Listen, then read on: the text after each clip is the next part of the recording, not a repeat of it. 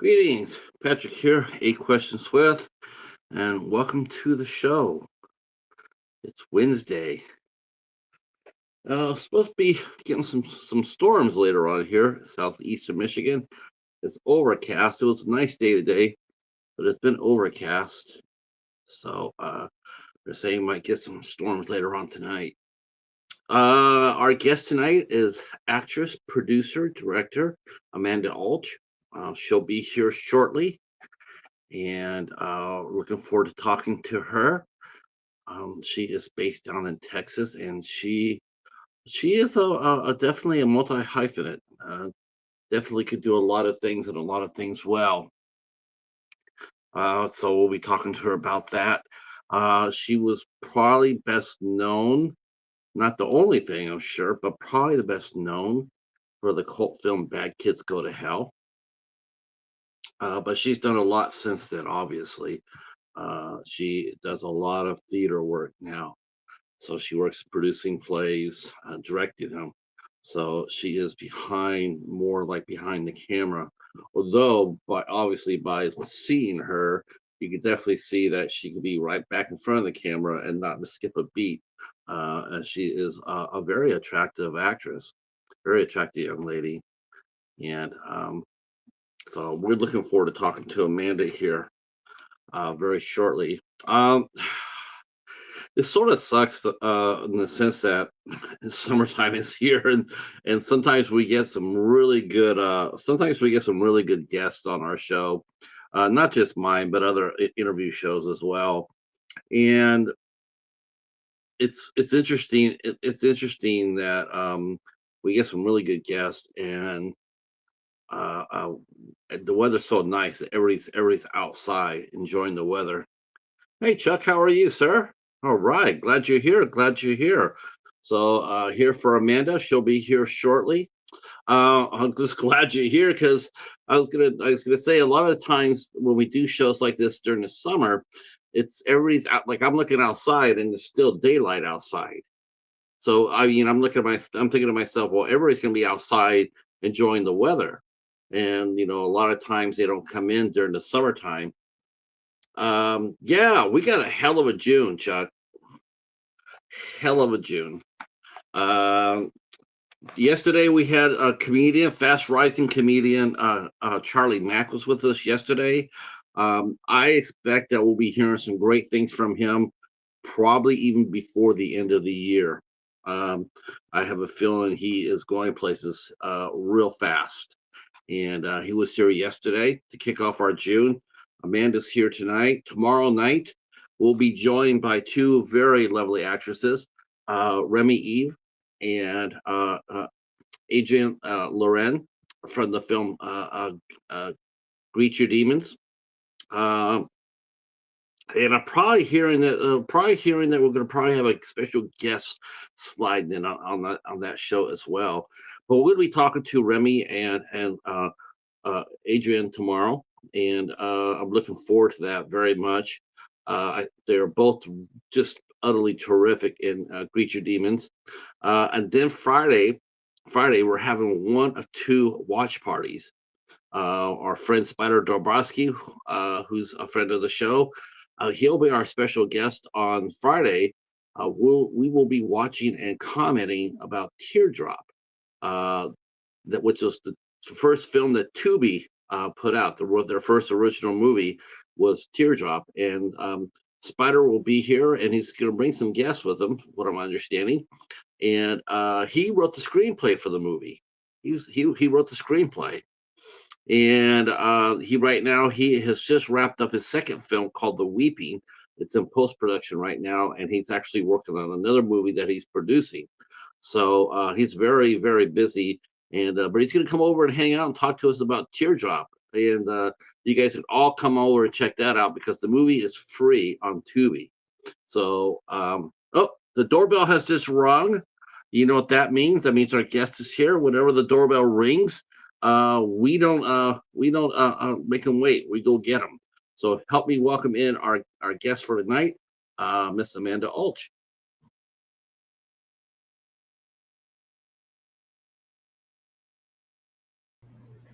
Hello.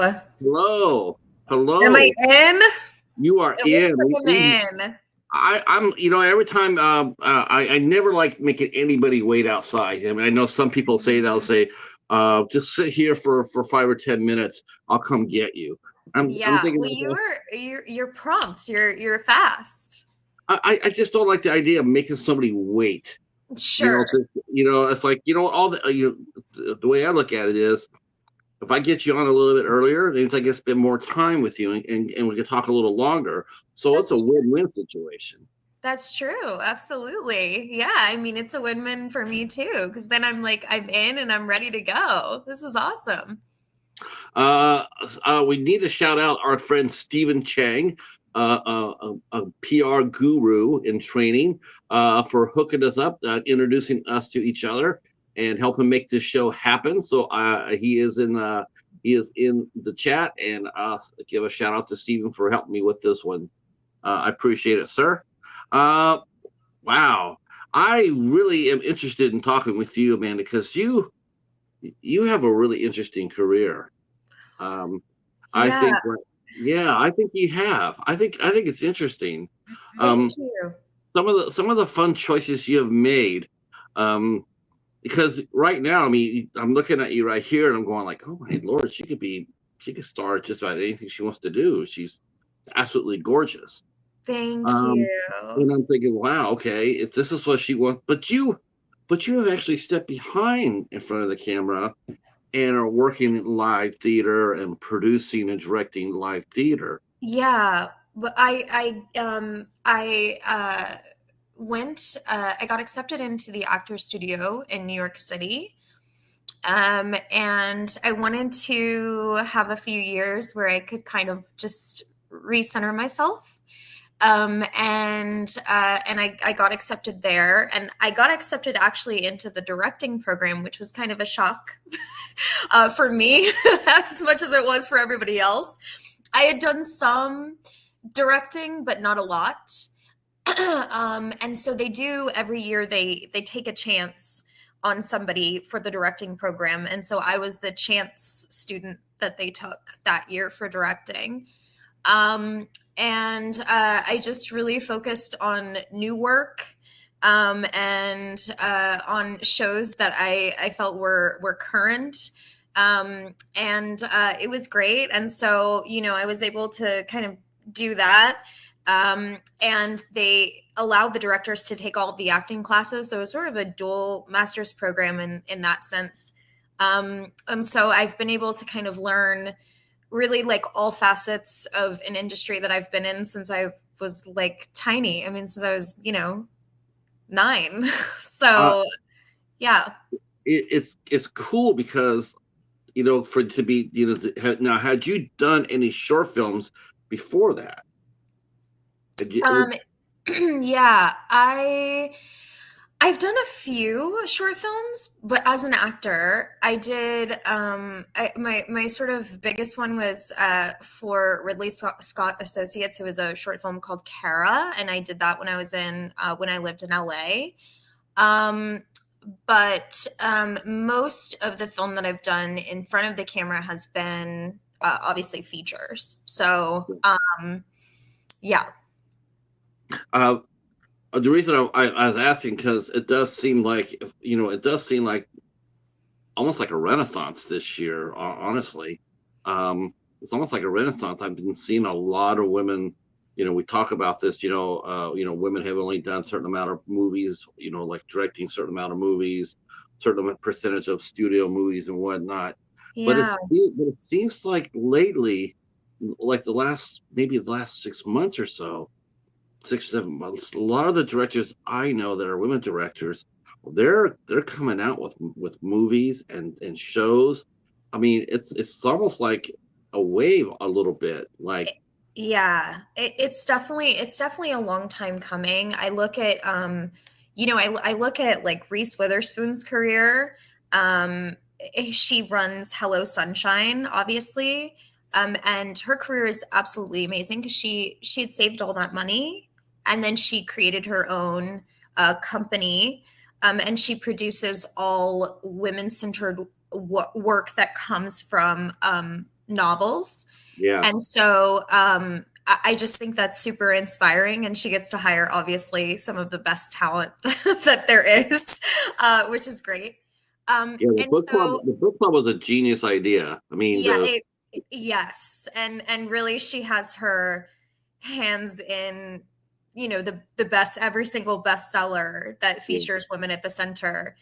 With her, especially given she runs her book club too. So she's got a lot going on. But I think between her and, Shonda Rhimes and all of these people, women producers and directors are really having a lot of movement. And in theater, which is where I've had most of my directing experience, in theater, women really dominate the regional markets. They're the ones that kind of drive all of the regional theaters, and so and run a lot of them. And so in that sense, even though a lot of the producers are still men, especially in commercial theater, at the regional level, you see a lot of women that are working, which is very cool. So I've really been able to learn from some very inspiring people, and it's great. I'm like, I love it. I've been able to kind of dip my toe into all kinds of things, which is awesome. you mentioned the regional theater. Now a lot of women are at that level. Is there any resistance to them if they want to rise up and do a commercial theater? I mean, or are they still hitting the glass ceiling, in your opinion? Um, I mean, I think those who are interested in commercial theater and those who stick in regional theaters are also, I mean, I think there's kind of two different types of creatives that enter those spaces. A lot of the people that are interested in going for commercial work in New York, or let's say Chicago or LA or any of these markets for theater where they do have for-profit theaters. The taste is really for everyone, right? You're trying to appeal to a mass amount of people, a mass audience. And so for some directors, given the pay in theater is so low, Right. that's like, that's something that they're interested in, right? They want the most amount of people to see their work, which, is amazing and should be celebrated in its own right. And then there are some, I think, directors that stick to the regional level because it allows for more experimentation. There's avant-garde work that can really not happen on Broadway. That it's just not the right test audience. And so at the regional level, that's where, even though these theaters are smaller, you're testing the shows that go to Broadway later. So Hamilton didn't start on Broadway, right? No. It started off Broadway. And then before that, it started at the regional level. And so these are spaces for more creativity, more taking risks, these kind of things, because audiences in those markets will go to see theater that they know they're paying less for, but they're kind of taking a risk on it. And so in that way, I wouldn't say that there's this huge kind of gap. It's really more what you're interested in art. Like, are you interested in more people seeing your work, or are you interested in kind of creating at the more ground level? However, I do think that New York poses its own challenges in the sense that being kind of like who you know, which I think is a part of the industry at large, is really, really something that's kind of big there. A lot of people that are working in theater started when they were young, and they have connections kind of in the New York scene. And so, yes and no is the answer. Nepotism has never been more prevalent in Hollywood than right now. I mean, Jesus, Yeah. it's crazy. It's crazy. And I personally don't feel too bad about it. When people say, well, what do you feel about nepotism? And it's like, hey, as long as they got the chops, as long as they're not being forced onto us, and they're not very good at it. Right. I mean, I'm not. I mean, I felt, the one person I felt sorry for, because I really don't think she's that strong. But this is a good example of this person getting jobs over and over and over, even though she wasn't the best talent in the room. Mm-hmm. Was Tori Spelling. Mm-hmm. And it's like her dad got her in so many places, opened the door so many times. But now that doesn't really seem. It doesn't really. It doesn't really seem to be that. I mean, I guess still is. I mean, there's still a lot of people getting jobs that other people paid harder dues for, and they don't get a chance because somebody walks in with the right last name. Yeah, I mean, I definitely think that that's that's just kind of part of the nature of the beast in some ways. If you have people that that work in casting, producing, directing, it's that initial push into getting into the industry is not nearly as challenging. Although I do think a lot of the people that have nepotism, right, or that are nepo babies, right, and they have those connections. Um, Being a nepo child doesn't necessarily guarantee you getting to these higher levels, and so there has to be some level of talent for that nepotism to kind of work out. And I do think that like that seems to be more prevalent today. Yeah, Like a lot of the people that I know or that I know personally, but also that I admire in the industry that are nepo babies. Number one, I think it's kind of nice that they're acknowledging their foot in the door. I know a Which lot of the parents, they don't necessarily mean. I mean, I'm sure you see this at the same level. I'm sure you see some people who starred in regional theater beforehand. Like maybe they did a half a dozen plays, on that level, and now their kid wants to get into it, and yeah, I'm sure they don't turn around and sit there and say, well, I did 6 plays here, so here's my kid, give him a part. right. Um, and I think Hollywood parents, for the most part, I like to think anyway. I like to think that that's their attitude, as well. Like, I don't mind you if you get into the game. A lot of parents, a lot of the Hollywood people, they try to discourage it. Like, do something else. But Yeah, they don't use their power to open the doors, kick in the door. sure. Outside of maybe Angelina Jolie. I mean, Yeah.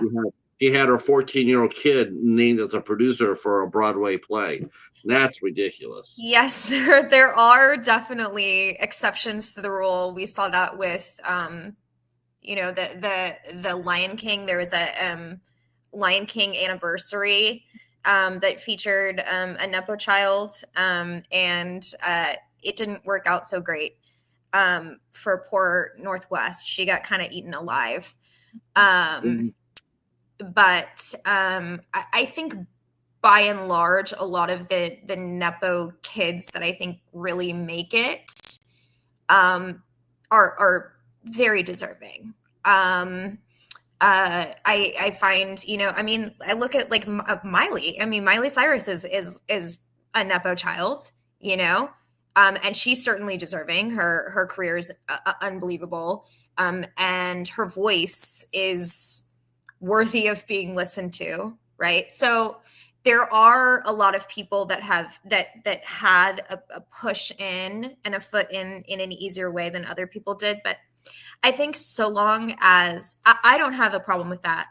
If people are coming to the table with like hard work and discipline and wanting to do it, right? And not feeling like it was something that they were pushed into in any way. And if they have talent, like real talent and skill that they are developing over time, then I'm like, hey, why not? Do you see that at the regional level? I mean, you're probably a lot of people that are coming in, they probably don't know your background. As far as you being a working actress, that you have done features and you have co-starred with some big names. A lot of people probably, because I don't think you're the type of person that beats your drum. I think you beat everybody else's drum. I think you. I think you're probably right about that. Yeah. Right. I think you're the actors that are working with you, for the play, those are the ones that you want to talk about. Those are the ones you want to hype up. Right. But I'm sure you do have to run across that where a parent has come in with their kid saying, "Yeah, this my kid's the best kid in the world, so find him a spot," Yes. and Yes. yeah, Yes is um, the answer. I mean, I started in film and TV because I started theater when I was 9, but then I did film and TV from when I was like, 12 or 13 years old. And the, really, like, the kids are amazing. The parents are insufferable. I mean, is the answer, right? totally. Stage parents, right? I'm not going to say stage moms, stage parents in general. um every parent in every, like, in everything, really thinks that their child is going to rise above and is the shining star and all of these things, and they get extremely disappointed when, I help, I coach kids, for their big auditions, right, often. And I'm the kids will hear my direct and honest feedback. If they come into the room and they're clearly not prepared, they didn't work hard before they come to see me, and Right. they're expecting me to kind of do all the labor of making them ready, when really, like, getting an hour with me is just sort of polishing something that they've been working really hard at. And I'm honest with the kids, and the kids can handle that honesty because they're growing up in an industry that requires you to take on criticism like that. But their parents, in a lot of ways, struggle with their kids receiving criticism, I think. And it's really interesting because you see, these kids who are working professionally from such a young age, they are mini adults. I mean, they're working and they're navigating these spaces with high levels of decorum and, really, like, a lot of knowledge. They're learning their lines on their own. They're doing research on their own. It's pretty outstanding. And so I find very often that it's sort of this role reverse kind of a thing where, like, the kids are capable of taking on a lot, and the adults very often are the ones that you kind of have to calm down, and to, struggle, with hearing the truth about, like, where their child is at or where they're going, Yeah, that because kind of thing. it's sort of like it's definitely a team. I mean, you definitely have to be a team. A child and his parent have to be a team. Yes. You just can't sit there. You just can't sit there and not tell the kid, like, read your lines, run lines. I'll run lines with you. Right. Let's set up an audition. Let's just work on this. Let's devote an hour every day. Maybe after dinner or whatnot, to this. And to me, it was like, if the parents notice that the kid doesn't really want to do that, but is not interested in that, then I think it's up to, it also helps the parent out too. Like, okay, at least you know if your kid really wants to do it or not. If they Yes. do, because I've talked to a lot of actors and I've asked, like, did your parents support this? And a lot of them took that wait and see attitude. Like, I'm going to see how hard they really want it. Before I spend any money or time or effort, I want to see how much they really want this. But that means to study and go out and go do auditions and all that, or go to singing lessons or piano lessons or what have you, and they're doing it every day, all day. Then I can Right. see my kid's really, he's vested in this. He Yep. wants to do this. He or she wants to do this. I'm going to jump in with him. But a Yes. lot of times parents will sit back there because kids, especially the young kids, there's so many distractions in the world today. Yeah. I'm sure you're sitting there going, like, man, I had distractions, when I was younger, but nothing like this. No. I And mean, it's crazy. yeah, and my in a lot of ways, I mean, I just, the Gen Alpha, the youngest generation right now, they are, they're an inspirational bunch. They're a, smart group of kids that are navigating a lot of things in this world that I didn't have to navigate. And it's not like I'm crazy far removed from them, but, I see a lot of the challenges that they're up against, and I can't stress enough that it's a hard enough world to be in as a child, just existing as a child and being so consumed with wanting to appeal to your peers, to fit in, to not uh, not draw attention to yourself in a lot of ways, especially when you're an introverted child, or you're a child that like has these kind of anxiety things, and then you add on these extra elements of like everything can be recorded, and so kids can't have the same experience of being kids because they're anything can live online, right? And so their life of doing silly, stupid things that kids do and should do, right? This right of children to play and to go out and make mistakes and be silly. Those are those developmental things that you have to have in order to become an adult actor, right? You have to experience play and being brave and being silly, because that's what's being asked of you when you're a creative, right? And so for kids, poor things, right? Everything that they're doing is scrutinized in this new way that we never had before. And It kids are sort of growing sucks. up. It's hard. It sort of sucks that a lot of kids, I remember, I guess the last time I saw this, on any level, was with the Harry Potter books years ago, where Hmm. kids were just reading, right? To me, that's a sign of a healthy society, is when your kids are reading. But Right. it seems like, that everything has been politicized and weaponized. Now you can't give your kids, there's certain books you can't give your kids because now the parents might see it and cause a ruckus about it. And books, I think as far as the creative arts are concerned, reading is first and foremost the most important thing to develop your imagination. If you don't like to read, if you're not into reading, I mean, sure, you could play music, but as far as acting goes, in the theater and the screen, unless you read and fall in love with reading, I don't think anybody goes too far. That maybe that's when they become a musician.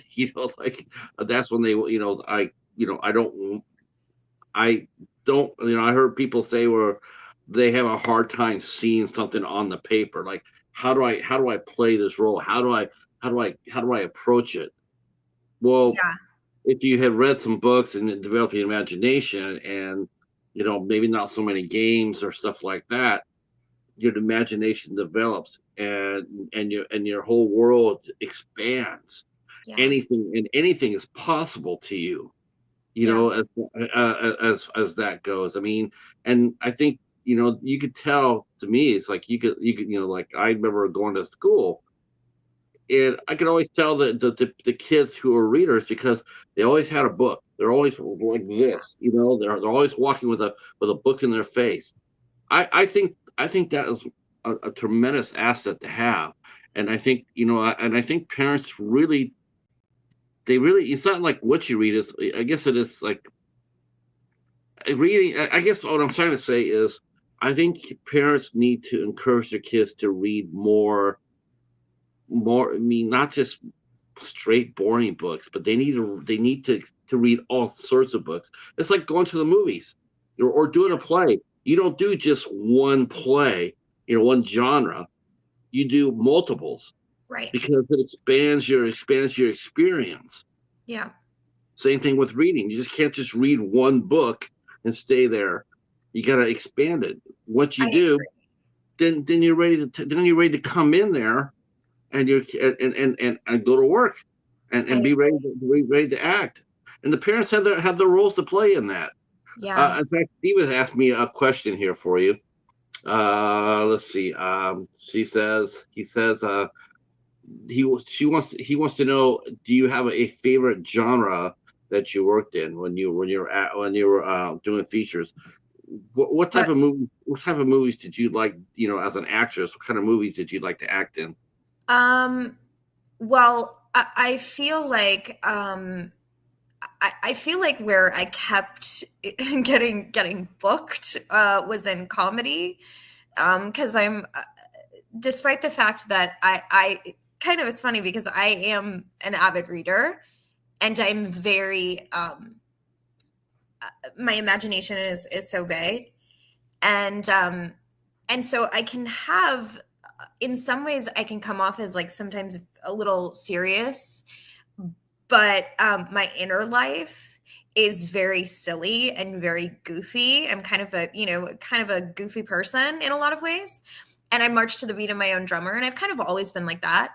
And so I think that in comedy, it allows me to be the silliest version of myself. And so I think the roles that I continued to book when I was acting all of the time, and that was the only part of the industry that I was in, were always in comedy because I'm a natural goofball. And I still love it. I think I love drama in its own right. I love doing horror. I got to do horror too. That's fun. But making people laugh is, I think, my favorite thing. So yeah, I think that's kind of what I would say. What about the theater work? What type what do you like? What kind of plays do you like to work on? Or to direct or produce or cast? Are you more into musical theater? Or are you more into drama or light comedies? The classics, Shakespeare. Yeah, so I think I'm most drawn to new work. While I have a really strong appreciation for classic work, of Ibsen and all of these amazing playwrights, I really like working alongside playwrights that are writing. And so one of the really cool things that that they offer at the studio, and you get to kind of build this lifetime connection, is you produce and direct a show that you are working on in tandem with a playwright in the playwriting program. And so you're creating a show from the ground up together. Mm. And I fell in love with that process because, to your point, I love the process of writing. I think that it is a skill that is just so, unbelievable. It's certainly not my gift. So I really admire those who have the ability to do it. And being able to be in collaboration with a playwright is outstanding because you're really seeing something grow from the ground up. I think playwrights. I think playwrights have it worse than screenwriters. That's just, I, I might get some heat from screenwriters, but I think playwrights have it rougher. I think it's harder to write a play than it is a movie. it's, there's different challenges. I think that one of the things that does kind of work to the advantage of a writer and director working in tandem as a script is being developed is that I get to have my producer hat on, kind of even in more than my director hat in a lot of ways. So, the writer is coming up with this brilliant idea, and then I'm telling them, in real time, hey, I think that's a brilliant idea. The logistics of that would be quite challenging. And so I hear that you want to, have a, helicopter come down from the sky, but how is that going to work in actuality? And are you leaving the helicopter on stage? Is it going back off? Like just those kind of logistical things, I think are quite helpful. And because again, I do love the writing process and not limiting that creativity. I think having that kind of producer brain in the room of going, hey, that's really smart, but the logistics of that might be quite a challenge if you bring this to the stage, Right. I think can be really helpful to the writer. Yeah, I know screenwriters run into that too. They'll be sitting there going like they're writing this big, massive, great scene, and the producer going up going like, yeah, that's a great thing. A chase scene and going through going through the streets like that and crashing into 4 cop cars and all that. I just want to know one thing is where are we getting the money for all that? Yeah, where yeah, exactly. Where's the money? Right? And beyond where's the money? It's like, where's the time? I mean, Right. a lot of film and theater, I mean, they both have this in common. You're on a timeline and you can build out and you can create things, but it takes time, and time is money. And so these kind of major ideas can be very cool in theory, but in actuality, it's like, not only do we have the budget for this, but also, is there the space and time to be able to create this thing? And what do we do if it doesn't work out? Because we only have, let's say a year, and we can't spend 6 months What trying to figure out this piece. when does that happen? How long do you usually go if you're trying to write a play from the ground up? How long do you have before you reach a point where it's like this isn't going to work? Let's say you and I are writing this play and we start in January of 2025 for premiere in January 2026. How much time do we realistically have to write our play to get it fleshed out and create a book for it so we can think about opening it up next year? Is it if you haven't gotten it done by 6 months, is it pretty much dead in the water and you basically are gonna have to start all over or push your date back? Because I think I don't know, that's why I'm asking, but it's like I don't think there's as much time between when you write a play as a playwright. I think that's a short window before you can realize that I don't have enough time to really make this work. We haven't completed. We're still struggling in the second part. The second act. We're still struggling with that, and you haven't even touched the third one yet. Um, Mhm. has that happened where you worked on a play like that and you struggle so much that even though you invested 4 or 5 months into it, that you've just had to put your hands up and go like, we need to take a break and come back to this later, or do you just start all over, take it back to formula, so to speak, or do you try just to plug on to try, keep moving forward, even though it's probably not going to work?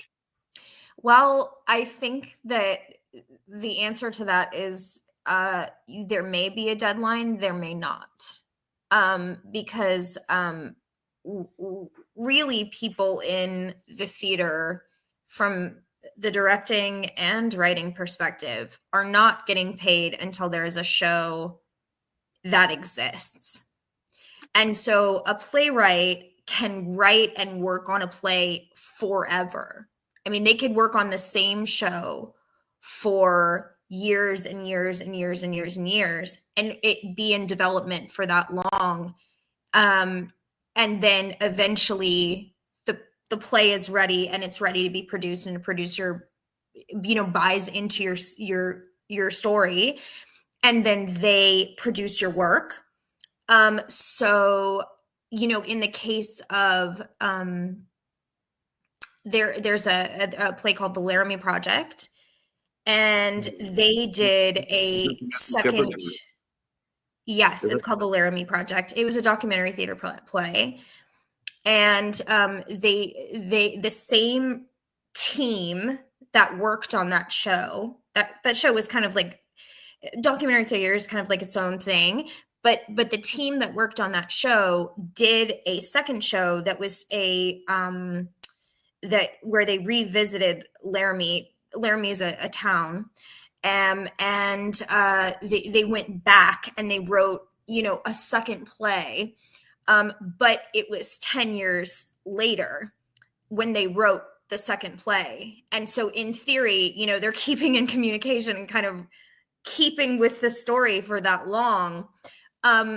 Now, if you have which happens in film too, you might have a producer that comes to a writer and they say, this is the idea that I have in my brain, make it happen.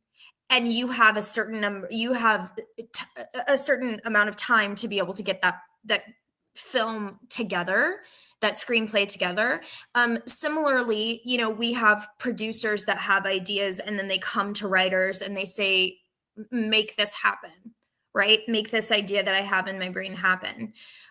So it kind of depends on, again, like money. When is it coming in? Are they giving it to you after the show has been complete? Or are they fronting your writing? Are they fronting your ability to write a piece? Did they fund? Did you have any trouble funding the Laramie Project play in Texas? Well, I haven't worked on that show. I just know the people, or I know of the people, sorry, that worked on that show in Laramie, Wyoming. And it's this amazing director producer Moises Kaufman and his theater troupe that's in New York. They were the ones that developed that show, and it won a Pulitzer Prize. It's like unbelievable.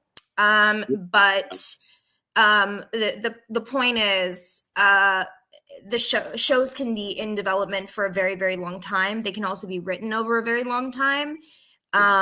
They can also have a narrow window. It depends on where the money's coming from, frankly. I actually never heard the term until you just said it, a documentary theater. I really never thought about it like that.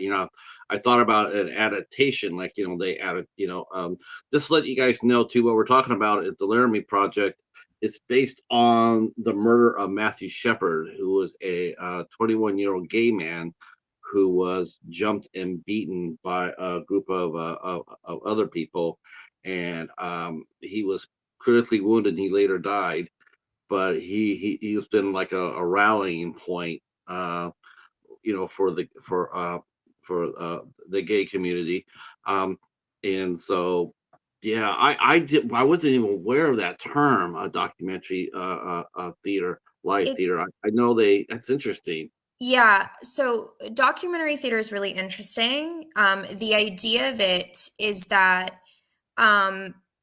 in lieu of people writing, I hate to use these terms in these ways, but it's kind of like the only thing that my brain can come up with. In lieu of a writer writing an imaginary place and time, what happens is in documentary theater, you take the words of people that you interview and you piece those words together to create a play. So that might come in the form of transcripts from a court case. That might come in the form of interviews with people that you meet. That might come in the form of newspaper clippings. And then those come together and they formulate into a play. So in some sense, documentary theater kind of writes itself, and then the playwright of a documentary theater play is really in charge of like research and organization of the pieces of the pie that they gather. So in essence, the Laramie Project, they all went to Laramie, Wyoming, his team, and they interviewed people from all over Laramie who were having a conversation about what is the town like now that this event happened, that the first documentary hate crime, the first documented hate crime it happened here. How does the town reflect on that? And so they interviewed people from the town that maybe knew him or knew the people that were convicted of doing this hate crime to Matthew Shepard. And so they had this conversation with all of the people in the town, and then their voices were the ones that become the words that are said by the actors. It's very cool. It is very cool. I would actually like to I can see somebody trying to do it as a spoken word piece, but to actually do it as a live theater, a theater Yeah, play, that would be fascinating to watch. it's very cool. I've never seen that. Mhm. Um, Now, I want to go and I want to talk a little bit about you. And now you're doing this theater. Uh, have you gotten the itchy fingers yet to move on to film? To like, like, okay, I've gotten theater. I've got, done regional here. But I want to be I want to do, because you've done short films. Have you gotten the itch yet to move behind the camera and to start thinking about finding a project for you to do as a film director? I mean, I think yes. I think in a lot of ways, it's actually kind of interesting. Like I think maybe because theater is where it began, I have this um ease mentally of kind of the knowledge of space, of like a directorial space in theater, and so there's a comfortability factor there. And I feel like in a lot of ways with film, um in spite of the fact that I've done it for so long, I still maintain this intimidation factor for myself around film. Like there's something that about it that feels bigger than me. Movies are just movies are just so big, right? And they're so extraordinary. And I think the pressure that I would put on myself as a film director, um, I think is something that I have taken seriously. So the answer is like absolutely, it's something that I would like love to do, and I think I would have a blast doing. But I Mhm. think I would come with a healthy amount of nerves. Well, the You know, beautiful thing about doing short films, though, Amanda, is that there's no limitation. There's no limit to it. I that's mean, you could true. do, yeah. It's I very true. mean, short films, you can, I mean, you could do those. You could do 8, 10, 12, whatever it took before you feel comfortable. There's no like, That's okay, true. you've done 3 short films. Now now do a feature. You don't have to do that. You could True. I mean, you're right. Yes, you're definitely right. whenever you feel And comfortable. yeah, um I appreciate film. I love film. I've seen, so much film that I know that I would have a blast doing it. No matter if it was Yeah. a short or a feature, I know that I would have a blast. And again, no matter at what level, I do feel like there is this again a healthy amount of kind of nervous energy that I would have coming into a film space, because I recognize how many kind of working elements are in film that that I appreciate and understand. And again, nerves, I guess, is the answer. Well, when you first started out in your career, well, first of all, I mean, let's talk a little bit about that because I know a lot of people want to talk a little bit about the movie you're best known for. Great title too, by the way. Uh, bad, bad kids go to hell. I love it. I think that's fun as hell. So what was it like for you when you first started out? When the first time you stepped on a stage, or a set? What kind you were you have you always been that sort of anxious or nervous? And is it more anxiety or is it more excitement? Like I'm here, and I can't wait to go. Both. Or is it more or okay. Well, which is Both. strongest really? Yeah, both. I mean, my first it's interesting because I booked my first film audition I booked. And I had just signed with my agency not even 4 months before I booked like a supporting role in a film. And I was 13, And I had experience on the stage, but I knew nothing about being in front of a camera. I mean, my God, I'd not really even done I had not even really done like a class even. I mean, I was so inexperienced. And I auditioned for a film called When Zachary Beaver Came to Town, and I was little. I'm quite petite, even though I'm curvy. I'm 5'1", I'm little. And when I was very young, I was really, really small. And I had done, about a year before, I had done a show called Cat on a Hot Tin Roof. Oh God, yeah. And I had been the kid in that show, but I looked up to the actress who had played Big Mama so much. I thought she was so amazing. She like blew me away. And so I studied, because I'm a little nerd child, and I I studied her accent, her Southern accent. And so for my audition for When Zachary Beaver Came to Town, came around, I got the script, and that movie came from a book, from a children's book. And I got the script, and they were from a little town in Texas. And I went in, and I had my full replicated Southern accent from Cat on a Hot Tin Roof that I had like perfected at my house. And the kind of hilarity of a child trying to be like an older woman really worked in the context of that film and for that particular character.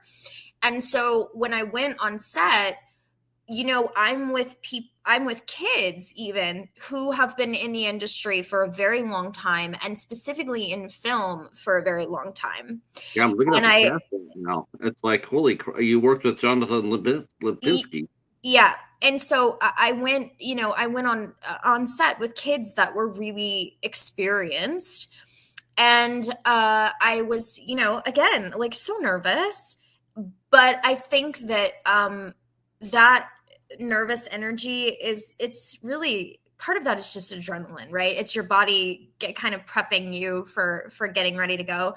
And once you're in the heat of being on set, and once you're in the moment, you really let all of that anxiety go, because you're so focused that those nerves kind of dissipate. So I think to your point, anticipation, but also, I think a lot of my fears were certainly around the fact that I was quite inexperienced and very new, and I was surrounded by people that really knew what they were doing. And there was that feeling of like, I want to belong, I was a kid, so. Now, how are your parents? Now we're talking about earlier. We're talking about how parents, you've seen them come through your door for your project, for the theater. What was it? And what to look for parents? Whether they are supporting the kid, or are the kids just here on a whim or whatnot. How was that for your parents? Did your parents know? I mean, how do they know that you really were interested in doing acting, and how do they respond for that? Did they back you 100%, or did you have to prove to them that you really wanted to do this? Well, my first audition that I went on, I had done, I had been in dance when I was a kid, but I was not very good. The thing that I was a performer. I mean, even when I was very, very little on a stage, I had the biggest smile. I didn't know what I was doing, but I was giving it my best shot. Right. And so this was back when auditions were found in the paper for theater. And so I had found my dad had the newspaper out. He kind of like sprawled it out when I was a kid. And I circled, there was an audition for Thumbelina I'm from Dallas. And there was an audition for Thumbelina, and I told my mom that I wanted to go. And so I went, and then I got called back. And the girl that I was called back with was 16 years old from New York. I was 9, and I'd never done it before.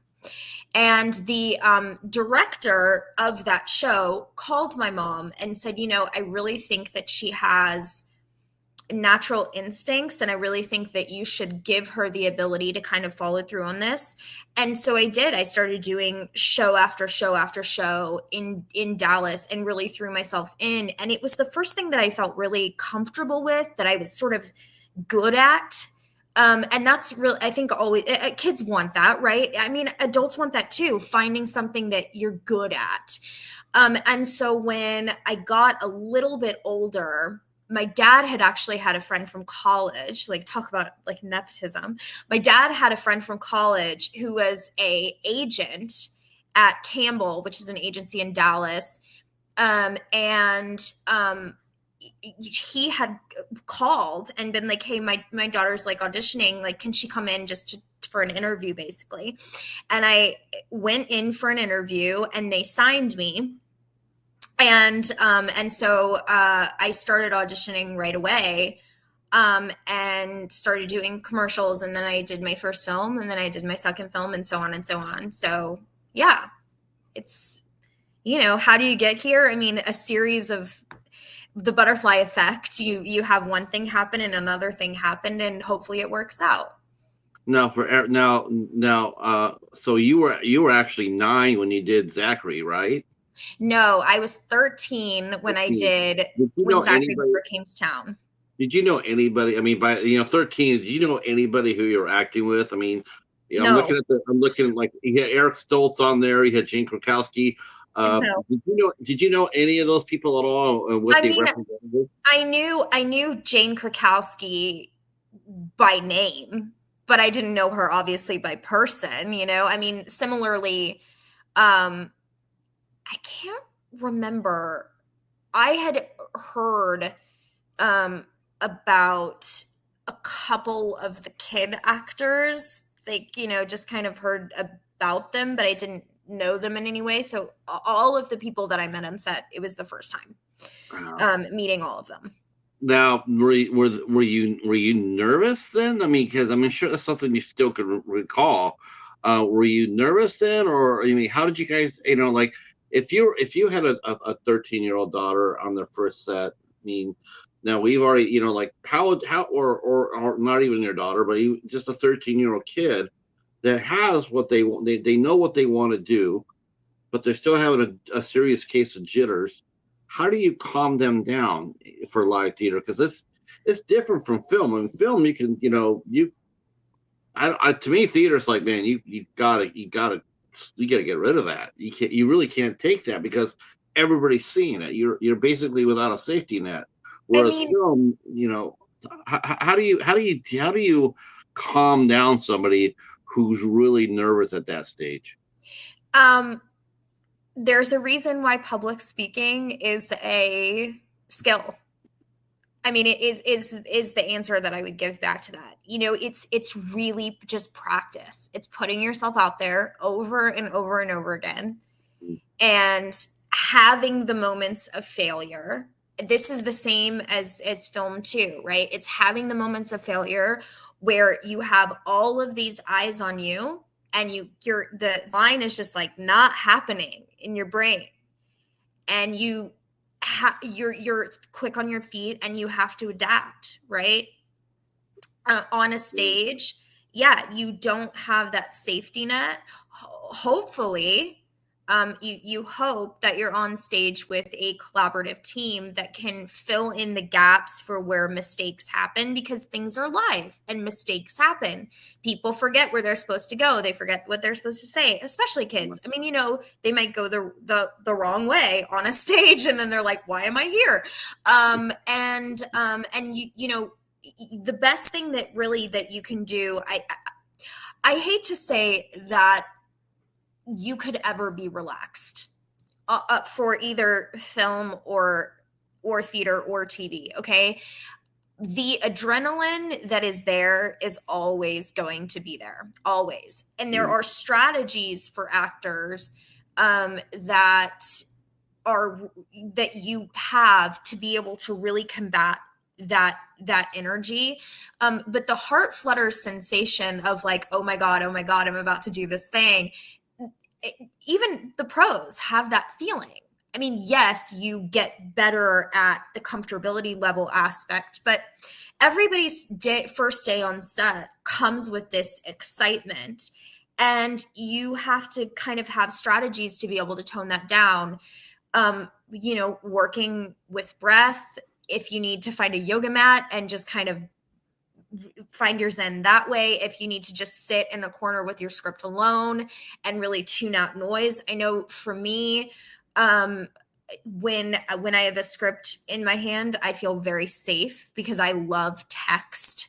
I just love words on a page. And so when I'm in an environment where there's a lot of talking and a lot of people that are very excited, I feed that energy. Like I get that energy in my system.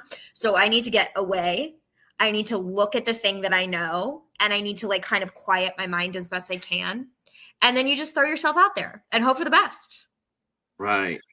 Now, every movie that you did, you got, obviously it's you gain more experience.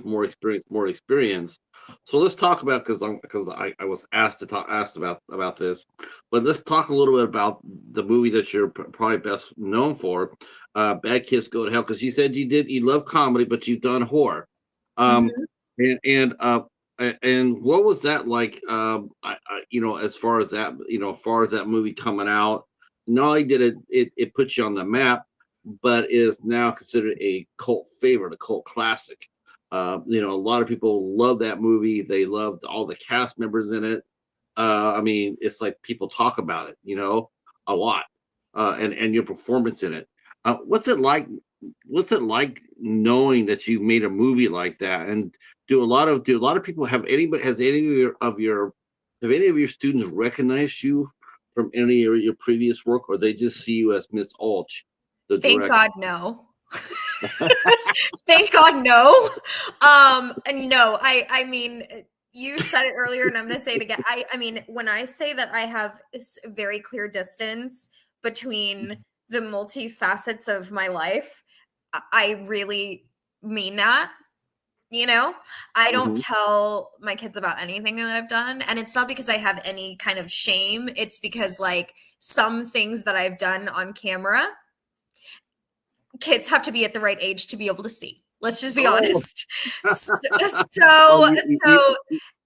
yeah, I mean, people are going to do their own digging and they'll figure it out. And I have no shame about anything I've ever done. I'm very proud of all of my work. I think it's been all exciting, and I've been just grateful for the experiences that I've had. But yeah, I mean, people need to kind of figure things out when they're ready. I'm gonna admit something here, honestly. I personally have never seen the movie. Okay. So I mean, when you say that, I'm thinking there's two things. I'm going like, okay, it's rated R because of the language, and or rated R because of the violence. And then there's sassy. But yeah, okay, all three. Okay. We definitely had language in it. And then there was saucy scenes, I guess is what I'm gonna say. Yeah, sassy. There were saucy scenes. I mean, what a brave thing. I mean, talk about nerves. The first time that I saw the movie was at San Diego Comic-Con. Oh my God. And there were all of these people, and we had this long line that came to like get autographs and all this stuff. And oh my God, I mean, here I am, and I'm sitting there, and I'm like, there's all these people that are they want me to sign their graphic novel, and they've seen the film and everything, and I'm like, wow, every single one of these people have seen my boobs. That's awesome, So I mean, yeah. What was the experience like? I mean, an act of bravery in some ways. You were 21 or 22 when it came out, right? I think I was 22. Were I you? remember I did it when I was either, I was like almost 21 or I was 21. Maybe I had my birthday around that time. But I was a baby. It was a while ago. Do you feel like you were overwhelmed during that time? I mean, well, how would you how if you could go back to talk to your, if your older self could go back to your younger self and talk to your younger self, what would you tell her? Uh, as it relates to that film or just like in general in life? Let's go both, because the film is the one that basically broke you. I mean, that everybody knew who you were. Everybody, you were, and it. I think basically after that movie, that's when you decided to take a step backwards, wasn't it? Did you? That's when you decided to, because at that time, of course, IMDb being such a on the spot. But was after that movie, did you take a step back afterwards, or did you In continue to work? in some ways. Weird things were happening around that time. That was about when there was the writer strike going on in California, and things had really shifted in terms of the amount of work that was being made. I was excited. I mean, I was thrilled to have had my film that came out, and there was such an exciting and positive response to it. And I think when there was this feeling of where is the industry going to go, I remember thinking to myself at the time, I don't want to ever be in a position where I'm waiting on my next job. I want to be in a position where I can make it myself. And Right. so it wasn't necessarily that I felt like I was stepping back. I think it was more this feeling of I want to be in a position where I can be the person to make the decisions, where I get to be at the front and center. And I think in a lot of ways, what we're seeing an emergence of now, I think, especially now that there's like social media and there's all of these new avenues of actors being discovered. One of the greatest skills that you can have is just knowing how to do it all, right? Knowing how to have some level of experience in multiple different facets of the industry. Right. Because just knowing how to be an actor will always, I mean, unless you're making the big bucks, right? It will always make you feel like, wow, I'm in limbo. I'm in Yeah. limbo. And it's stressful. It's hard, you know? My friend Mariah Owen, she says, she's the one that I learned the term multi hyphenate from, because Mhm.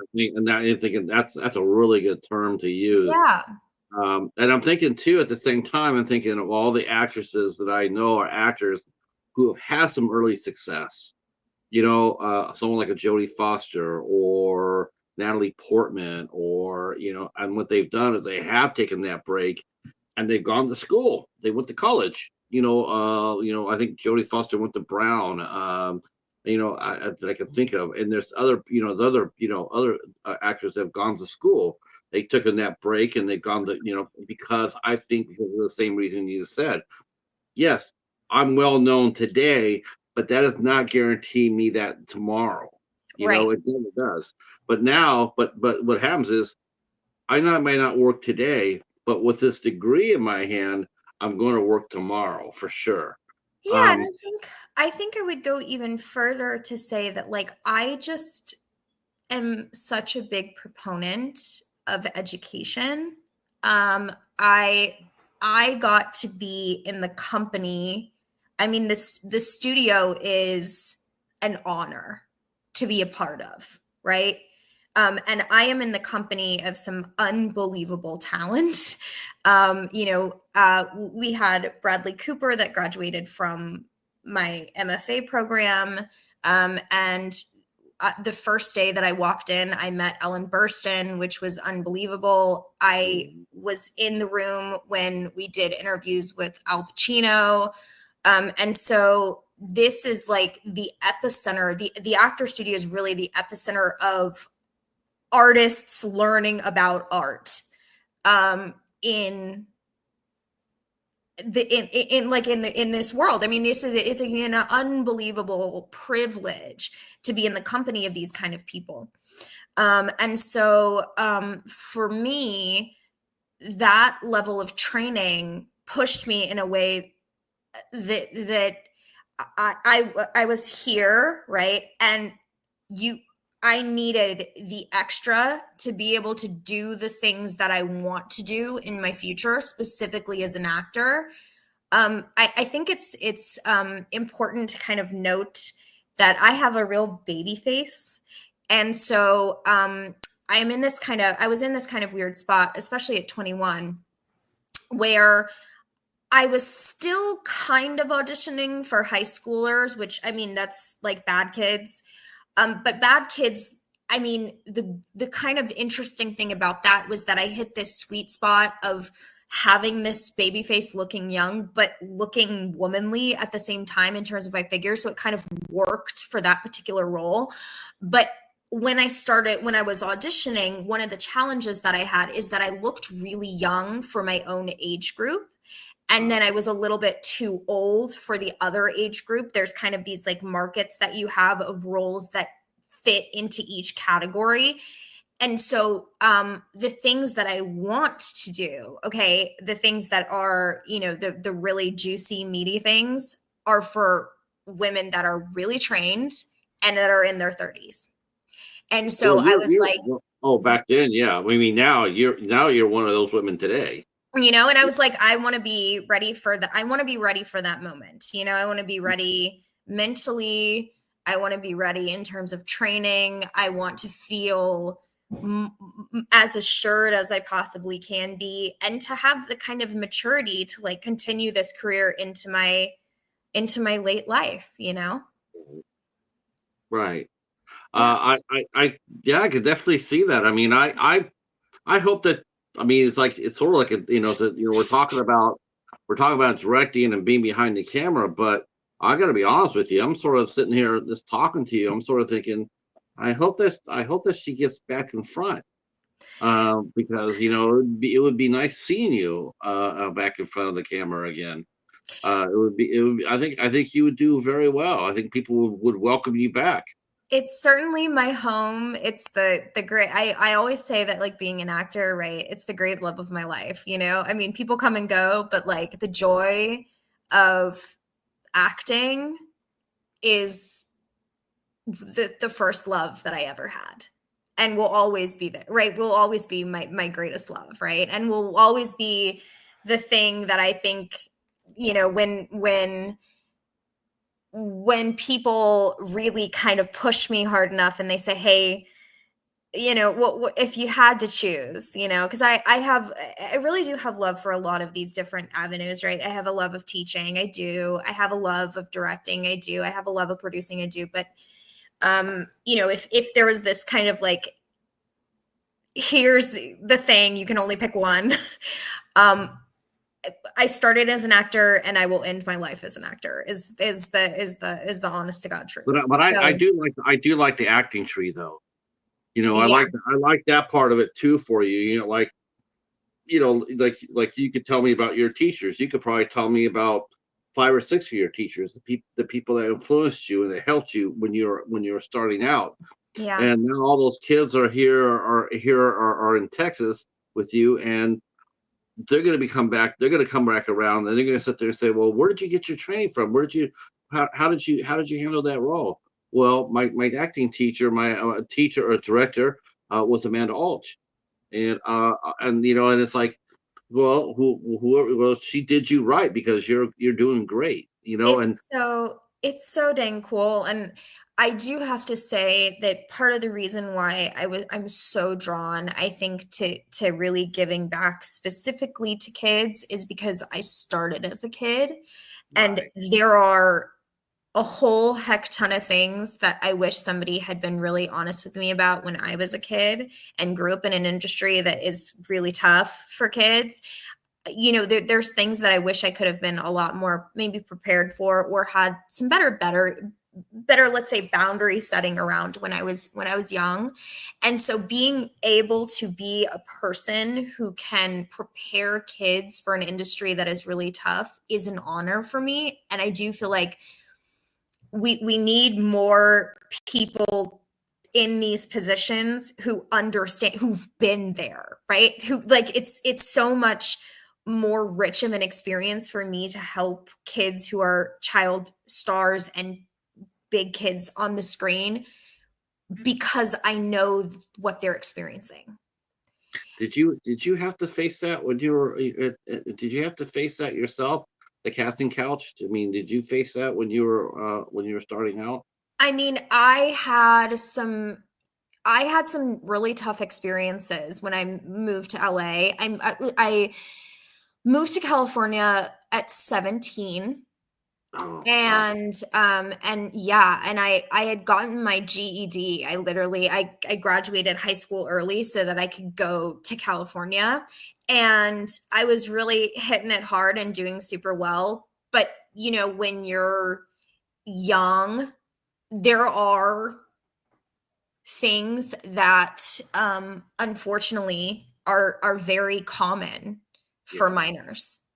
Now we have a lot of protections in a lot of ways for young kids that are in the industry, and thank God for that. But at the time, there were far less so. And I would kind of go even further to say, like, now we're having this kind of new territory that's happening with like kids that are starting on YouTube and they're starting on social media. And we don't have, you know, we found a lot of areas of protection for kids. Demi Lovato, who's actually from Dallas as well, has been a real proponent of like protecting kids on set. But we don't have a lot of those same rules and regulations online, in online kind of acting spaces. No. No. We don't have those same protections. And so while a lot of, I think, child actors who are going through agencies and have protections in those ways are maybe having a better go at things than kids that grew up, you know, in the industry in the 90s, early 2000s, these kind of generations that were really doing some kind of wild things with kids. Now we have better protections for them, but there's uncharted territory with the kids that are in these online spaces, and they're not having these protections despite working 12-hour days. I think the most fascinating aspect of child actors, it's just it's so it's so backwards. But you would think that any kid that would work for Disney, and good Lord, we could talk about that forever. But you would think that all those people that work for Disney, when that image of wholesomeness and everything else, and the product they put out, you would think all those kids that were sitting there that were Disney kids, they would have been protected. They would have had guardians. They would have had, even today, you think you would have all that in the place, and yet, how many Disney kids do work for Disney, come out of it, and just crash and burn for everybody to see? Even today, it's still going on. You mentioned Demi Lovato, and I think what's the other girl's name? Selena Gomez, I think it was. Mm-hmm. Mm-hmm. I'm trying. I know one of them had a severe eating disorder, and the other one turned to drug abuse, hard drugs, Mm-hmm. heroin, heroin, I believe it was. And Mm-hmm. they're coming right from the Disney factory of wholesome kids, putting them in all these cute little innocent sitcoms, and doing all the Kids Choice Awards, and yet here they are that come out of that, and they're just, I mean, there's freaking train wrecks. Um, and you just sit there and you look at that and go like, how did that happen? Was it just too much too soon? Um, when I mean, if it's how old? I mean, do you feel, as far as theater work goes? I mean, I guess younger kids, because there's more hands-on supervision, more hands-on seeing what they're doing. I I guess. mean, I for lack of a better term, there's like, you just hope that kids get in the right hands is Yeah. the answer. And you hope that people are in the room that want to keep them safe, want to protect them, want to honor the fact that they're children. You know, we're talking about a lot of kids growing up on set, and they're doing 12-hour days, and in the middle they're having tutoring, because you need to have a tutor on set for kids. That's, child labor laws.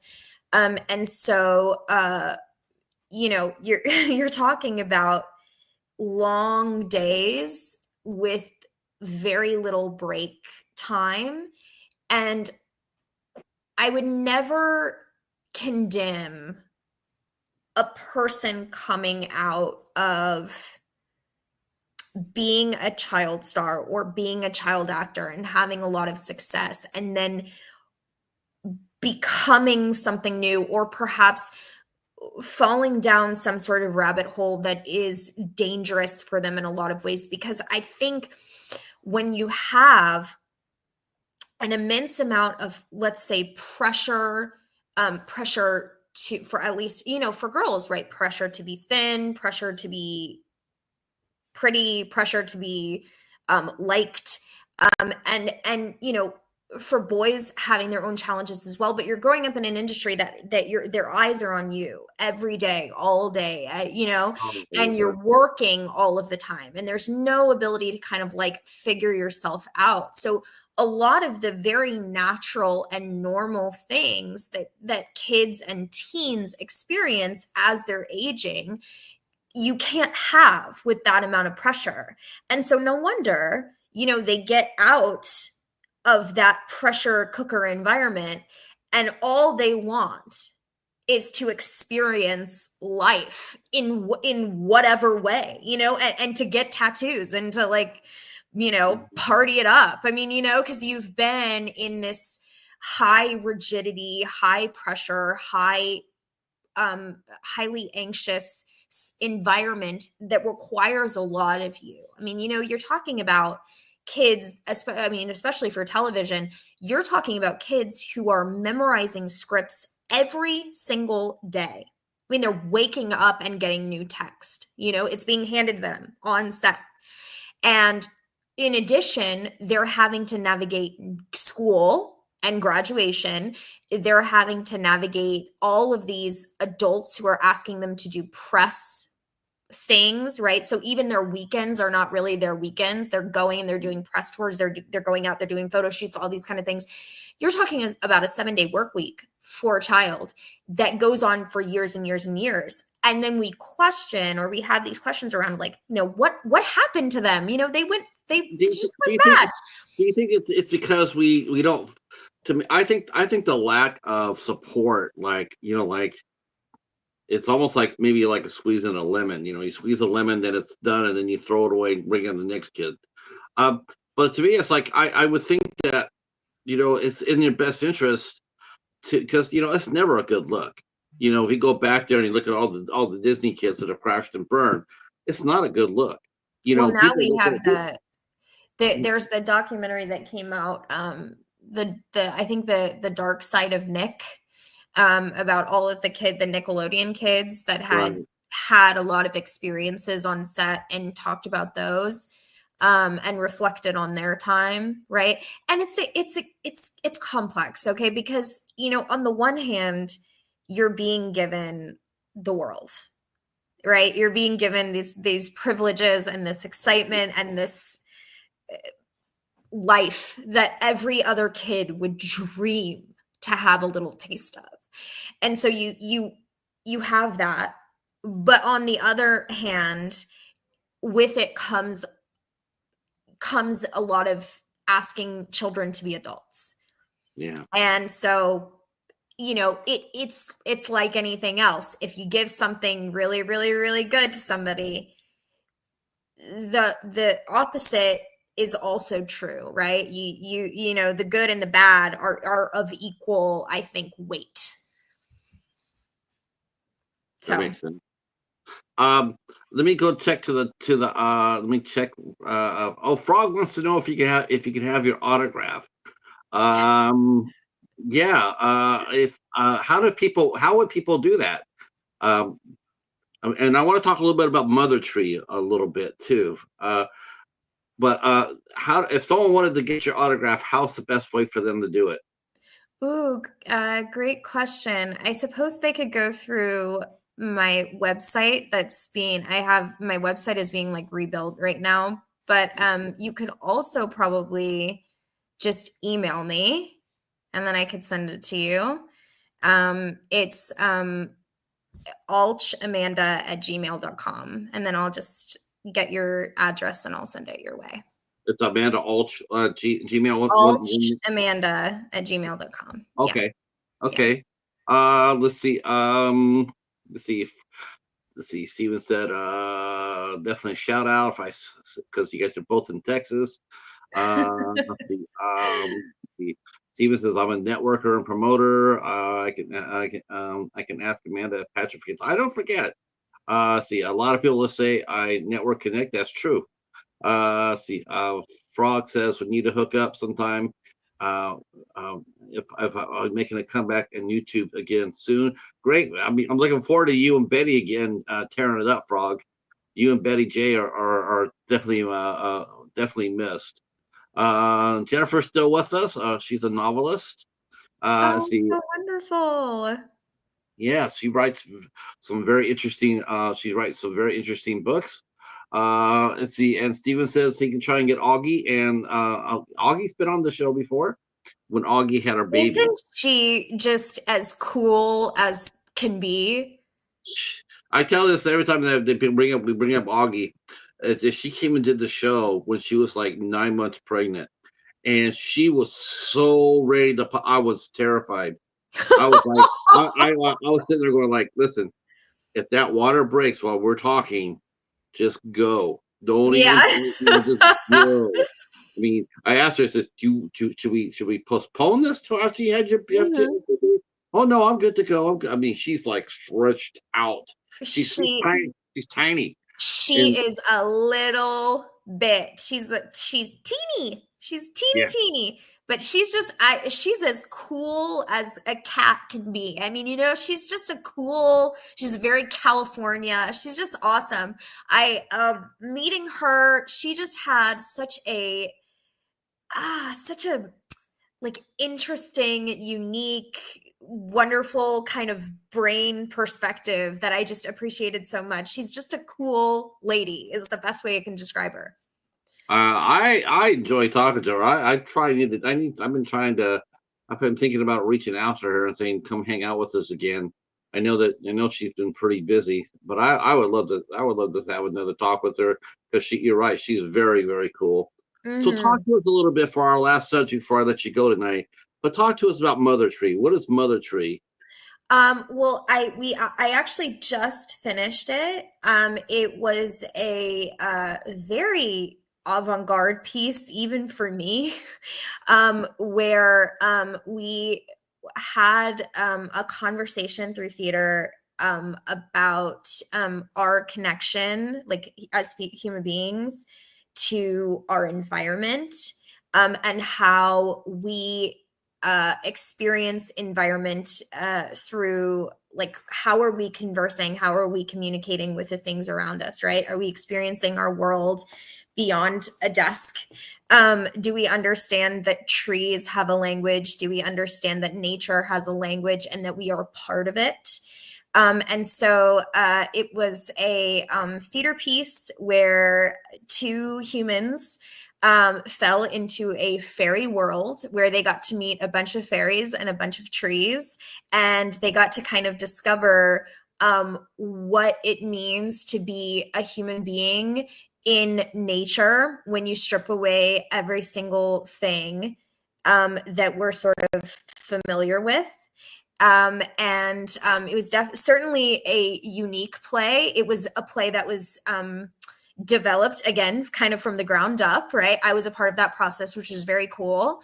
It had music, it had dance, it had cool lights and trees that talked. It was awesome.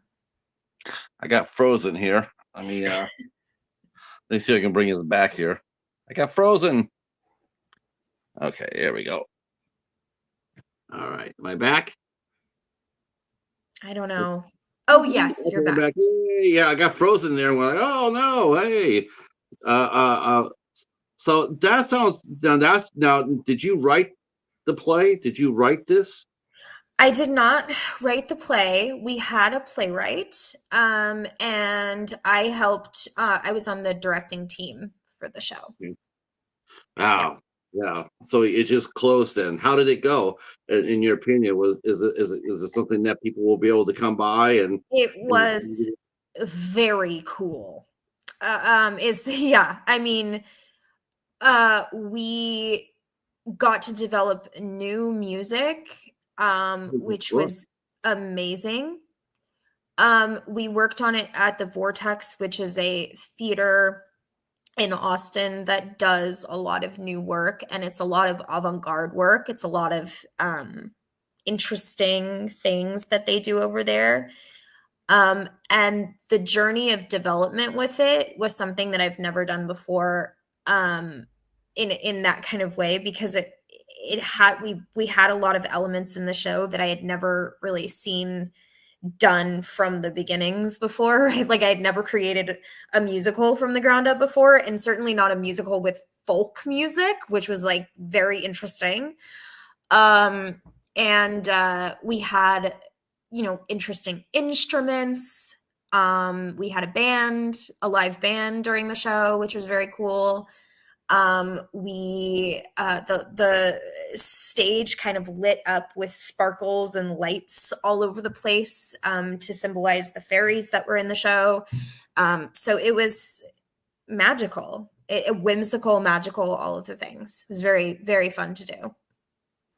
I'm going to turn this over to the chat real quick. You guys each can ask if you guys have any questions for Amanda, you can go ahead and drop them here now. I know some people want some have some questions. What's next for you? What do you got going on for the rest of the summer and the rest of 2025? Great question. I don't know. I'm still figuring that out. I just made a move back to my hometown. So I'm in Dallas. I just moved here like less than a month ago. And I'm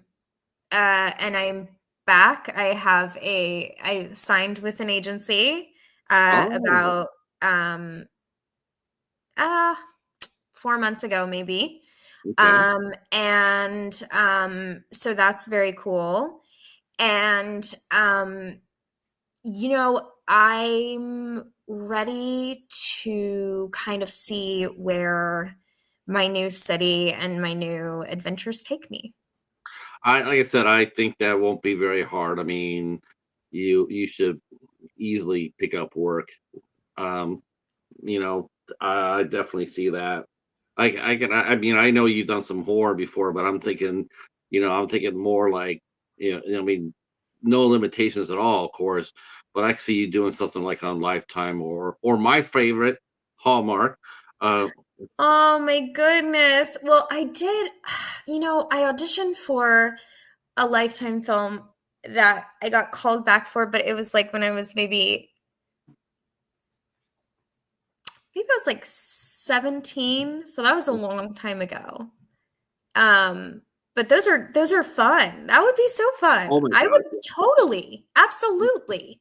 they do some crazy ass shit on that channel. I They tell you. do, Like, yes. the movies there, I look at them like the wrong the cheerleader mom on the wrong side of the road. No kidding. Yes. It's like you know Yes.